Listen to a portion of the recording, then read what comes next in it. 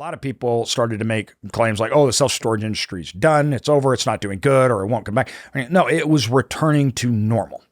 Now, that normal, though, is going to be very dependent on where you're at. Mm-hmm. Some people's normal was, we never drop below 95%. Other people's normal was an occupancy.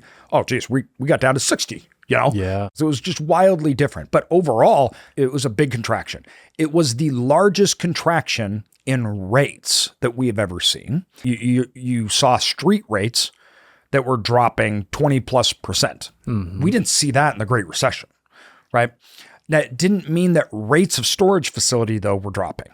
That added to huge confusion. A lot of people were like, oh, these are all going out of business. No, it's the lowest defaulting asset class of any commercial asset class. And there's reasons for it. But that didn't mean that there wasn't pain and that the street rates did drop. So those that were looking from the outside got very confused, not knowing there's three different rates, a promotional rate, a street rate, and an in-place rate.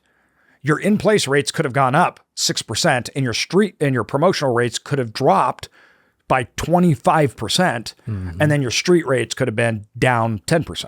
That's not normal. Like, it's not like you go to an apartment building and they give you a promotional rate of 25% off the rate. That's just not a normal functioning thing, where it is in storage. Yeah, well, and something that was interesting about that as well is because what drove a lot of that too, and especially the markets that we're in where we're competing with REITs and so on and so forth, is they have the ability to drive those rates in that way to help drive and maintain the occupancies. Whereas REITs haven't really expanded into those markets just within, well, they've only expanded into those markets within the last 5-10 years. Yeah. We didn't have REITs here in our area, in the Boise area at all. Yeah. In our city area of 900,000 people or whatever it is, we didn't have any REITs. And how like that back to normal, even after those big swings in the cycle, like our return to normal was not only a return to normal, but also kind of a change in what competition looked like and how we had to run assets and manage them. Like it's just amazing. Completely different normal as far as operations go. And that is the big thing that changed, honestly. Yeah. When we say it's a business, right? And the things that we were doing to prepare everything else, that became not an advantage after the contraction, interest rates went up. That became a necessity. Mm-hmm. And that was the big change. Yeah. Our competitive advantage became a necessity. In fact, our competitive advantage had to go a whole layer deeper, which we have been doing and rolling out, which is a totally different layer. Mm-hmm. But that is a big change for an industry that was treated basically like real estate. So all of a sudden, you have areas that are more hyper-competitive because REITs have entered into them now, and that was changing things, and that made things operate differently as a survival mechanism. But they were doing this at a time and nobody noticed a difference. Why? Because there was no occupancy. People that are renting a unit, once they're in, the economics of that person, their sensitivity towards pricing is radically different than trying to get a person to move in.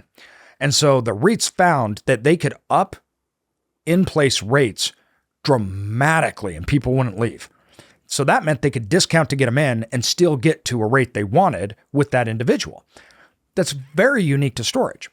And what that meant was price wars started because it was just fill up, get as many people as you can. And the price to get them in at mattered very little. We had markets that a 10 by 10 rate was $200 and it dropped to $80 because one of the big storage companies came in and had a huge facility, and they dropped that street rate to $80, right? We'd never seen those things in storage. You didn't see a rate that was cut by 60%. It was unreal. It was unreal. And so that changed that landscape. And that landscape was driven by operational changes and technology. And that's why a lot of our companies that we've started and work with, like Store Local and Tenant, became so important because it was to give those people the tools of the REITs. But 2022 is when we saw that change. That's where interest rates went up, and that's where the demand fell. We went into a slow season. So storage has slow seasons and busy seasons. The slow season came, lack of demand. The busy season came in 2023. It just didn't exist. Yeah, it didn't happen, man. Right, didn't happen. We were sitting there driving everything, pushing super hard.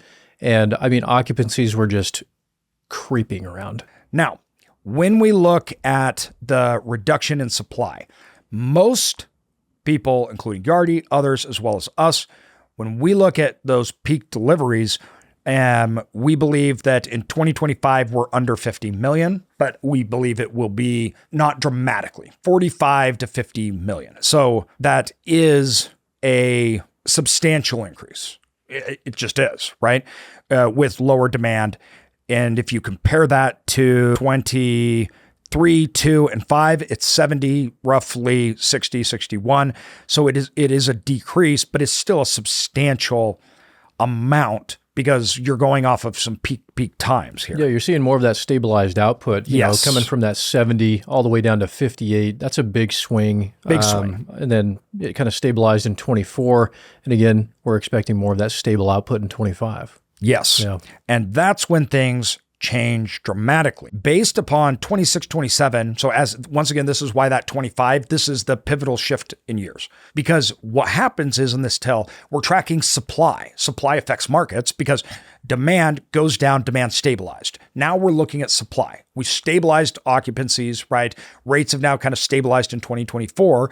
Supply then will affect how much we can get, because the lack of supply will then should theoretically over the years increase demand. That's why 25 is the shift in the year. What we see through there and what we have, Yardi has reported in supply projections, and 26, 27, we expect a 2% growth of existing at 38 million square feet. That is expected to continue with a 38, almost 40% decrease in new supply out to 28. So I talk about the 3-year runs. 22 to 25 was that 3-year run. We're now on another 3-year run that is the opposite of the buildup. You can see now why this affects that supply and demand, okay? I was going to say, imagine increasing your demand at your facility 40%. Yeah. Because that supply decreased. It's a big change. It's huge. Huge. So once again, you see why 24 was the bottom. We saw, and I talked back in 21, 22, this is where it's coming. It went down to 24. 25 is the first year that we're seeing now the new up cycle, and it'll build upon itself.